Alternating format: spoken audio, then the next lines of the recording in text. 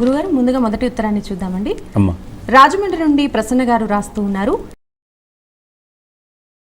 విష్ణువుల శివుడికి అవతారాలు లేవా? వాస్తవానికి విష్ణువుకి అవతారాలు ఉన్నట్టే పరమేశ్వరుడికి కూడా అవతారాలు ఉన్నాయి. మనకి శతరుద్రీయము అని ఉంది. 100కి పైన పరమేశ్వరుడి యొక్క అవతారాలను అందులో చూపించడం జరుగుతుంది. అయితే విష్ణుమూర్తి యొక్క అవతారాలలాగా శివావతారాలు ఉండవు. దానికి కారణం ఏమిటంటే విష్ణుమూర్తి శాపవశాత్తు అవతారం ధరించారు. తాను తల్లిదండ్రులకి పుట్టినట్టుగా మిగతా అంతా కూడా అక్కడ క్రమం ఉంటుంది. కానీ పరమేశ్వరుడిది అట్లా కాదు. స్వేచ్ఛా సంకల్పమాత్రము చేతనే ఆయన అవతారాలని ధరించగలిగినటువంటి వారు. కేవలం సంకల్పమాత్రం చేత.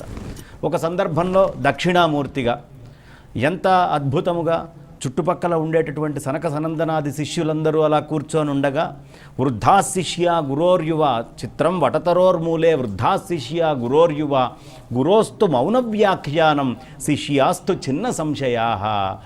వృద్ధులైన శిష్యులు కూర్చున్నారు, యువకుల్లాగా ఆయన కూర్చున్నాడు పరమేశ్వరుడు. చిన్ముద్రని ఇలా వేశారు. శిష్యులు ఏం ప్రశ్న అడగట్లేదు, ఈయన ఏ విధమైన సమాధానం లేదు. వాళ్ళ మనస్సులో ఉండేటటువంటి అన్ని సంశయాలు పటాపంచలైపోతున్నాయి ఆ రూపం చూసినంత మాత్రానే. అది ఒక అవతారం.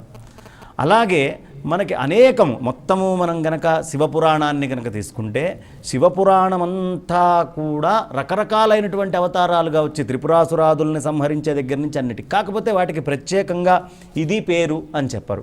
భవస్య రుద్రస్య ఇలా అనేక రూపాల్లో పరమేశ్వరుడి యొక్క దర్శనం మనకి లభిస్తూ ఉంటుంది. ఇంకా విశేషము ఏమిటి అంటే విష్ణుమూర్తిలాగా ఎత్తినటువంటి అవతారం పరమేశ్వరుడికి ఒకటి ఉంది. అది శంభోర్మూర్తిశ్చరతి భువనే శంకరాచార్య రూప. సాక్షాత్తు శంకరాచార్యుల వారు, ఆదిశంకరాచార్యుల వారే పరమేశ్వరుడు ఆదిశంకరులుగా ఈ భూమి మీద కలియుగానికి గురువుగా అవతరించారు. కాబట్టి సాక్షాత్తు ఎత్తినటువంటి అవతారం ఆర్యాంబ శివగురువులకి పుట్టినటువంటి అవతారం శంకరాచార్య అవతారము పరమశివ అవతారమే, దక్షిణామూర్తి అవతారమే. ఆయన ఈ భూమి మీదకి వచ్చి 32 సంవత్సరంలో ఆయన సాధించినటువంటి పనులు అనన్య సామాన్యం. మానవమాత్రుల వల్ల అయ్యేటటువంటి అవకాశమే లేదు. కాబట్టి అంత మహత్తరమైనటువంటి అవతారము ఈయన అవతారం.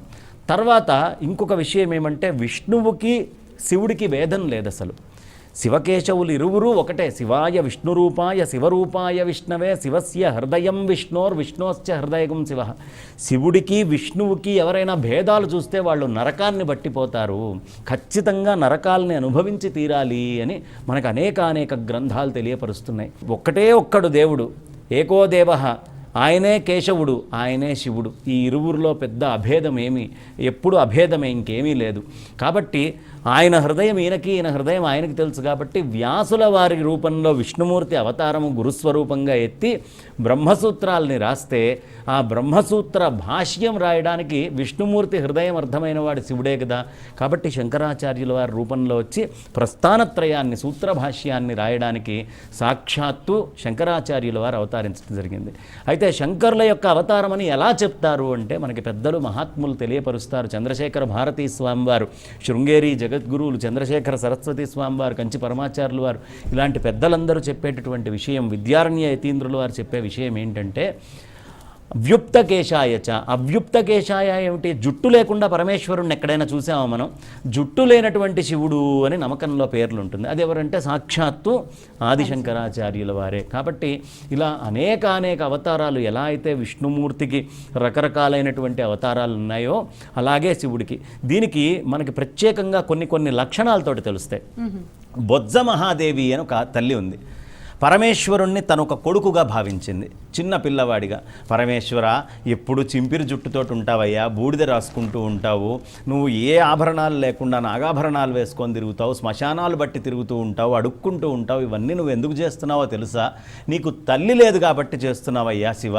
నేను నీ తల్లిని, ఇక నుంచి నిన్ను జాగ్రత్తగా చూసుకుంటాను అంటే ఓ చిన్న పిల్లవాడి రూపంలో పరమేశ్వరుడు వచ్చి ఆమె ఒడిలో కూర్చున్నాడు. కాబట్టి పరమేశ్వరుడు అలా అవతారాన్ని ఎత్తుతాడు.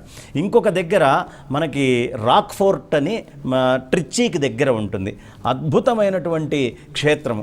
అక్కడ ఒక రత్నావతి అనేటటువంటి ఒక స్త్రీ పరమేశ్వరుడి కోసం రోజు మెట్లెక్కి దిగుతూ తాను కడుపు వచ్చినా సరే 7వ నెల 9వ నెల వచ్చినా సరే పైకెక్కి చేస్తూ ఉంటే మొత్తము వర్షం వచ్చి రావాల్సిన తల్లి ఎవరు రాకపోతే కొండ మీదే ఈమెకి నొప్పులు వస్తే సాక్షాత్తు పరమేశ్వరుడే తల్లిగా మారి ఆయన అమ్మ ఖచ్చితంగా ఆ అమ్మ ఆ రత్నావతి తల్లి ఎలా ఉంటుందో అలా రూపం ధరించి వచ్చి రకరకాలైనటువంటి సేవలు పురుడు బయటం దగ్గర నుంచి సేవలన్నీ కూడా పరమేశ్వరుడే చేశాడు. కాబట్టి పరమేశ్వరుడు అనేక రూపాలలో అసలు భక్తుడు కోరుకోవటమే తడవు.